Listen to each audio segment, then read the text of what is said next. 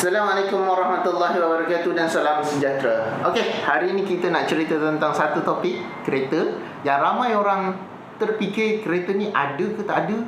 Tapi ada ke kereta yang tak pakai minyak? So, pada yang nak tahu jawapannya, kenalah like dan subscribe serta share pada kawan-kawan. And then untuk hari ni kita akan cerita serba sedikit tentang kereta ni. Saya tak berapa mahir tentang kereta EV ni, tapi saya akan membuat yang terbaik lah untuk bagi konsep penerangan saja. Okey, ada ramai orang tak dapat bezakan antara EV, hybrid dan plug-in hybrid. Okey, kita cerita dari sudut penggunaan enjin. Enjin pembakar ada dua jenis, yakni petrol dan diesel. So sama juga dengan EV, dia ada tiga jenis. Yang ada motor hybrid lah, maknanya ada motor hybrid ke motor elektrik ke. Okay, dia ada nombor satu, apa orang panggil kereta hybrid, yang mula-mula antara awal masuk dalam pasaran Malaysia adalah dalam kategori kereta baru Toyota Prius dan Prius C, ataupun Honda Insight, ataupun CRZ, Honda CRZ. Itu antara kereta hybrid yang awal masuk dalam pasaran Malaysia, yang semua orang kenal lah. Kalau saya cerita CT200 nanti orang pelik pula kereta apa kan. Okay, and then nombor 2, kereta yang menggunakan plug-in hybrid. Apa beza plug-in hybrid? Okay, biasanya plug-in hybrid ni motor hybrid dia lebih besar, dan dia boleh optional untuk pakai fully hybrid sampai bateri habis baru dia boleh pakai enjin. And then lagi satu, plug-in hybrid ni dia mesti nama pun plug, so kita boleh charge kat rumah. Dia memang ada sediakan satu soket plug yang kita boleh pakai untuk dekat rumah lah, macam current biasa kita pakai tu. Tapi kena pakai soket yang bagus lah, kalau tak nanti terbakar pula soket tu kan. Tu yang antara yang awal bawa masuk. Selalunya dulu saya ingat BMW 530 hybrid tak salah, 530. And then Mercedes pun ada pakai plug-in hybrid, yakni S400 hybrid. And then kalau lain dari itu, bagi kawan-kawan apa komen, cuba komen kat bawah. Saya kadang-kadang lupa pula model-model antara tu. Tapi itu antara plug-in hybrid. Volvo XC90 T8. Itu antara yang awal kita nampak dalam kategori kereta baru lah. Dan lagi satu yang paling jarang nampak adalah EV. EV ni electric vehicle, ataupun kereta yang menggunakan current sepenuhnya.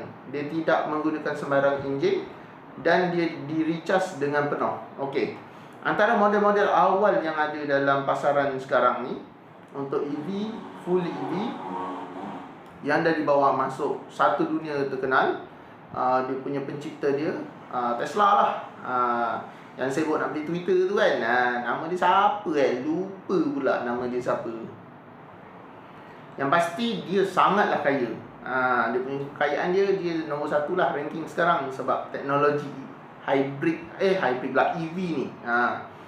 Okay, dan pada yang belum tahu, banyak juga brand-brand yang dah menghasilkan full EV kereta. Contohnya Porsche, BMW ada, Mercedes pun dah ada.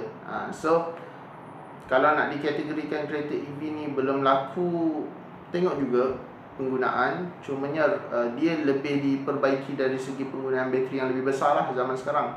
Kalau zaman dulu mula-mula Renault kan, Renault apa yang kecil tu, yang comel tu, lupa pula nama dia.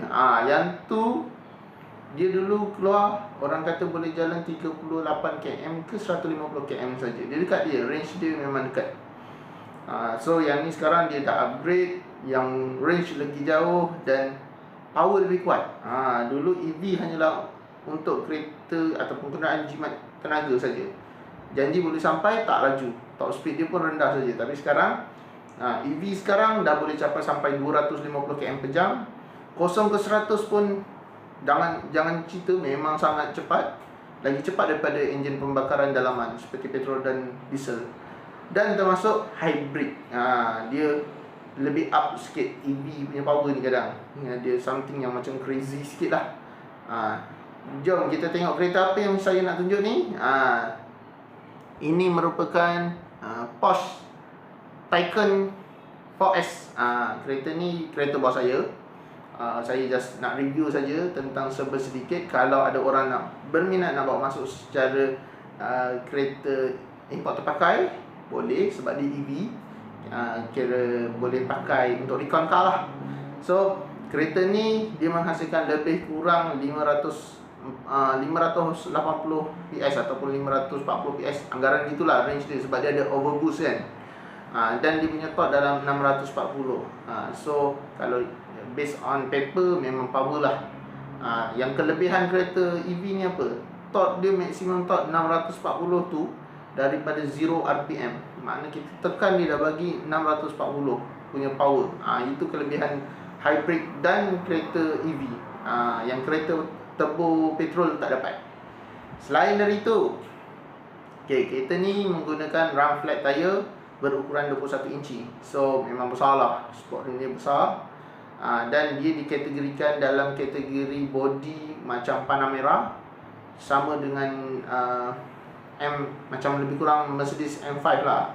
Dia dalam kategori itu. Ataupun kalau Mercedes BMW M5, kalau Mercedes dia dalam kategori E lah, E-Class lah. Dia sesuai dekat dalam kategori itu. Ataupun SLK ke, macam tu lah. And then pada yang tak tahu, kereta ni dia punya kedudukan bateri dia berada dekat tengah-tengah, side tengah tu. Dan dia dipacu oleh pacuan 4 roda. Kereta ni Taycan 4S ni dia boleh memuncak 0 ke 100 dalam tempoh kurang daripada 4 saat, lebih kurang 3.8 lah dalam cacatan dia. Tetapi dia punya top speed hanyalah 250 km per jam. So pick up memang laju. Daripada 0 ke 160 pun dalam lebih kurang 8 saat, dalam 8 saat 7.4 7.8 gitulah. Tapi top mati. Tu kelebihan kereta hybrid, kekurangan kereta EV dibandingkan dengan enjin pembakaran dalaman.